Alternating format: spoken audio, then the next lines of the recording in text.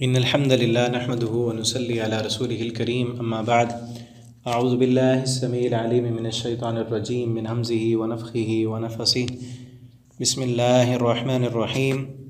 وقال الشيطان لما قضي الأمر إن الله وعدكم وعد الحق ووعدتكم فأخلفتكم وما كان لي عليكم من سلطان إلا أن دعوتكم فاستجبتم لي فلا تلوموني ولوموا انفسکم۔ ترجمہ قرآن کے سبق میں آج انشاءاللہ سورہ ابراہیم آیت نمبر 22 سے ہم پڑھیں گے۔ وقال الشیطان، اور کہے گا شیطان، لما قضی الامر، کہ جس وقت فیصلہ کر دیا جائے گا، یعنی اہل ایمان جنت میں اور اہل کفر اور شرک جب جہنم میں چلے جائیں گے، قیامت کا فیصلہ ہو جائے گا، تو اس وقت شیطان یہ کہے گا جہنمیوں سے، ان اللہ وعدکم وعد الحق، بے شک اللہ نے تم سے وعدہ کیا، وہ وعدہ سچا تھا، ووعدتکم، اور ایک وعدہ میں نے بھی کیا تھا، فاخلفتکم، تو میں نے اپنے اس وعدے کی خلاف ورزی کی تم سے، وما کان لی علیکم من سلطان، اور نہیں ہے تمہارے پاس میرے اوپر کوئی دلیل، الا ان دعوتکم، مگر یہ کہ میں نے بلایا تم کو، فاستجبتم لی، تم نے میری بات مان لی۔ میری سلطان کا ایک معنی زبردستی بھی ہے، کوئی جبر، کوئی زور، کوئی زبردستی تو نہیں تھی، میں نے بس تمہیں دعوت دی، سبز باغ دکھائے، تم آ گئے۔ اس وقت تمہیں دنیا میں لذتیں چاہیے تھیں، اور دیکھیں اللہ نے ہمیں پہلے بتا دیا ہے کہ اس طرح ہوگا۔ شیطان آج جو وعدے کرتا ہے وہ دھوکے ہیں، وما یعدہم الشیطان الا غرورا، پیچھے ہم پڑھا ہے، اللہ فرماتے ہیں شیطان کے وعدے سوائے دھوکے کے اور کچھ نہیں ہے،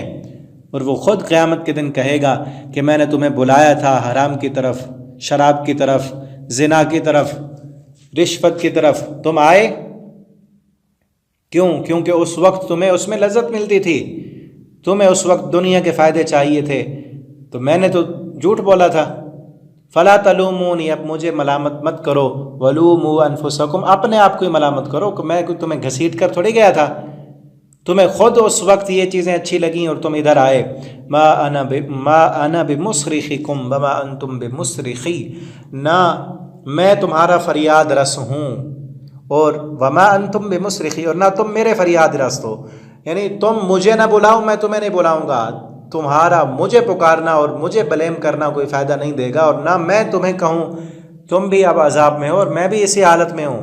انی کفرت، میں انکار کرتا ہوں، بما اشرکتمونی من قبل، جو تم نے مجھے شریک ٹھہرایا اس سے پہلے، ان الظالمین لہم عذاب علیم، بے شک ظالموں کے لیے دردناک عذاب ہے۔ وَأُدْخِلَ الَّذِينَ آمَنُوا، اور داخل کیے جائیں گے وہ لوگ جو سب ایمان لائے، وَعَمِلُوا الصَّالِحَاتِ، اور انہوں نے نیک عمل کیے، جنات، باغات میں، تجری من تحتها الانہار، کہ جن کے نیچے نہریں جاری ہیں، خالدین فیہا، وہ ہمیشہ ان باغات میں رہیں گے، بِإِذْنِ رَبِّهِمْ، اپنے رب کے حکم کے ساتھ، تحیتہم فیہا سلام، ان کا تحفہ اس میں سلامتی والا ہوگا، السلام علیکم ہوگا۔ الم ترى، کیا نہیں دیکھا آپ نے، کیف ضرب اللہ مثلا کلمۃ، کیسے بیان کی اللہ تعالیٰ نے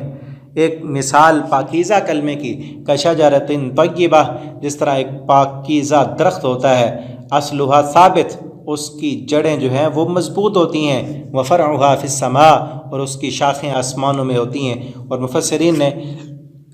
کلمہ طیب سے مراد جو ہے وہ لا الہ الا اللہ ہے، جس کو شجرہ طیبہ کے ساتھ تشبیہ دی گئی ہے، اور شجرہ طیبہ پاکیزہ درخت وہ کھجور کا درخت ہے، جو کہ جس کی جڑیں بھی مضبوط ہوتی ہیں اور شاخیں اس کی اوپر ہوتی ہیں۔ اور آگے اگلی آیت میں جو ہے کافر کی مثال دی گئی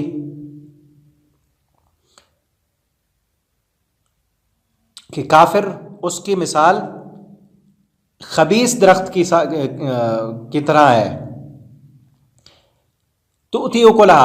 وہ پھل دیتا ہے، کل حین، ہر وقت، بِإِذْنِ رَبِّ، اپنے رب کے حکم کے ساتھ، وَيَضْرِبُ اللَّهُ الْأَمْثَالَ، اور بیان کرتا ہے اللہ تعالیٰ مثالیں لوگوں کے لیے، لَعَلَّهُمْ يَتَذَكَّرُونَ، تاکہ وہ نصیحت حاصل کریں۔ وَمَثَلُ كَلِمَةٍ، اور مثال خبیث کلمے کی، کَشَجَرَةٍ خَبِیثَةٍ، خبیث درخت کی طرح، اجتثت من فوق الارض، جو اکھیڑ دیا جاتا ہے یا ابھر آتا ہے زمین سے اوپر، اس کے نیچے کوئی جڑیں نہیں ہوتی، ما لہا من قرار، جس کی کوئی اس کو قرار گاہ نہیں، لیکن تھوڑا سا پکڑ کر اشارے سے ہی اس کی جڑیں اکھڑ جاتی ہیں۔ معنی یہ ہے کہ جس طرح کھجور کا درخت مضبوط ہے عام انسان سے تھوڑا سا ہلانے سے، بلکہ بڑی بڑی آندھیاں آنے سے بھی وہ نہیں ہلتا، نہیں اکھڑتا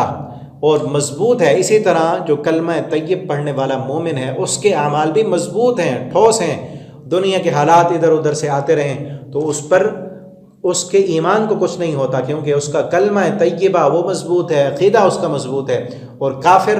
مشرک، جس کے اعمال ایسے زمین کے اوپر ہی ہیں، ان کے پاس دلائل کچھ نہیں، ان کے عقیدے پر، ان کے نظریات پر کوئی دلیل نہیں ہے، اس لیے تھوڑی سی ٹھوکر سے، تھوڑا سا ہلانے سے ان کے اعمال بھی رائے گاہ ہو جائیں گے۔ یثبت اللہ الذین آمنوا، ثابت قدم رکھتا ہے اللہ تعالیٰ ان لوگوں کو جو ایمان لائے، بالقول الثابت، پاکیزہ کلمے کے ساتھ۔ قول الثابت سے مراد کلمہ توحید۔ دنیا میں بھی اللہ رب العالمین اس ایمان کے ساتھ ان پر مشکلات آئیں، مصائب آئیں، اللہ ان کو ایمان پر ثابت قدمی عطا کرتے ہیں، وفی الآخرہ، اور آخرت میں بھی۔ ویذل اللہ، اور گمراہ کرتا ہے اللہ ظالموں کو، جو ظلم کرنے والے ہوتے ہیں دنیا میں اپنے آپ پر اور دوسروں پر۔ ویفعل اللہ ما یشاء، اور جیسے چاہتا ہے اللہ ویسے کرتا ہے۔ اب اس آیت سے یہ معلوم ہوتا ہے کہ کلمہ طیب، عقیدہ توحید ہی ایسی چیز ہے اس کی بنیاد پر انسان میں ثابت قدمی آتی ہے، دنیا میں بھی اور آخرت میں بھی۔ عقیدہ اور ایمان پختہ ہو، انشاءاللہ موت بھی اچھی ہوگی، ٹھیک ہے نا۔ یہ زندگی کی شام جب ہوگی وہ بھی اصل یہ ہے کہ انسان کی موت وہ ایمان پر آئے، یہ دعا کیا کریں۔ اور اس آیت میں یہی پیغام ہے، اگر ایمان مضبوط ہے، ایمان پر کوئی کمپرومائز نہیں ہے اور عقیدہ درست ہے، تو انشاءاللہ اللہ رب العالمین مرتے ہوئے بھی اچھے عقیدے پر موت دیں گے۔ اور دوسرے نمبر پر جو ظالم ہیں، کافر ہیں، جن کا عقیدہ مضبوط نہیں ہے، وہ گمراہ ہو جائیں گے اپنے ظلم کی وجہ سے۔ اللہ تعالیٰ سے دعا ہے اللہ ہمیں قرآن پڑھنے، سمجھنے کی توفیق دیں، اور جب ہمیں موت دیں عقیدہ توحید پر کلمہ پڑھتے ہوئے، قرآن پڑھتے ہوئے ہمیں موت عطا فرمائیں۔ اللہ ہماری آخرت کو بہتر بنا دیں۔ السلام علیکم ورحمۃ اللہ وبرکاتہ۔